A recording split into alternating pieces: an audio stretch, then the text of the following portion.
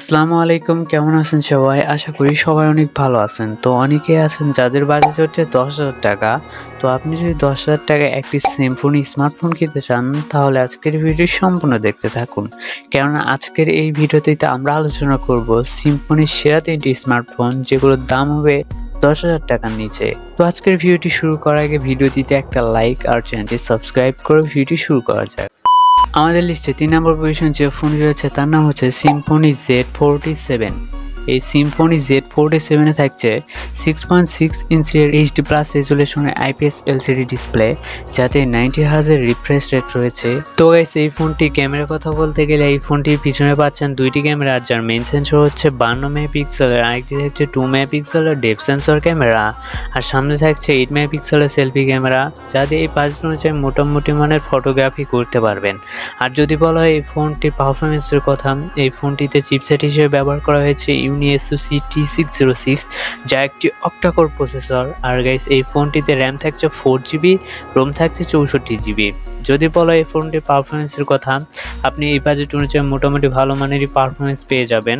আর যদি চান আপনি বেসিক গেমিং করতে, তাহলে গেমিং করতে পারবেন। এই ফোনটিতে থাকছে 5030 mAh এর ব্যাটারি, আর সাথে থাকছে 10 ওয়াটের ফাস্ট চার্জার। আর যদি বলা হয় এই ফোনটির দামের কথা, এই ফোনটি আপনার বাংলাদেশ বাজারে 10,490 টাকায় পেয়ে যাবেন।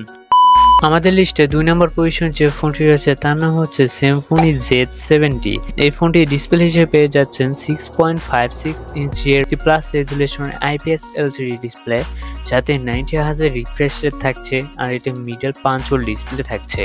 আর যদি বলা হয় এই ফোনটি ক্যামেরার কথা, এই ফোনটিতে পিছনে পাচ্ছেন দুইটি ক্যামেরা, যার মেইন সেন্সর মেগাপিক্সেলের, আরেকটি থাকছে 2 মেগাপিক্সেলের ডেপথ সেন্সর ক্যামেরা, আর সামনে থাকছে 8 মেগাপিক্সেলের সেলফি ক্যামেরা, যা দিয়ে এই বাজেট অনুযায়ী মোটামুটি মানে ফটোগ্রাফি করতে পারবেন। আর যদি বলে এই ফোনটির পারফরমেন্সের কথা, ওই একই। এই ফোনটিতে থাকছে UniSoC T606, যা একটি অক্টা-কোর প্রসেসর, যা দিয়ে এই বাজেট অনুযায়ী মোটামুটি মানের পারফরমেন্স পেয়ে যাবেন। আর এই ফোনটিতে র্যাম থাকছে 4GB, রোম থাকছে 64GB। এই ফোনটিতে ব্যাটারি থাকছে 5000 mAh, আর সাথে থাকছে 10 ওয়াটের ফাস্ট চার্জার। আর যদি বলা এই ফোনটির দামের কথা, এই ফোনটি আপনার বাংলাদেশ বাজারে 9499 টাকায় পেয়ে যাবেন। তো গাইস, আমাদের লিস্টে 1 নম্বর পজিশনে যে ফোনটি রয়েছে তার নাম হচ্ছে সিম্ফনি ইনোভা 30।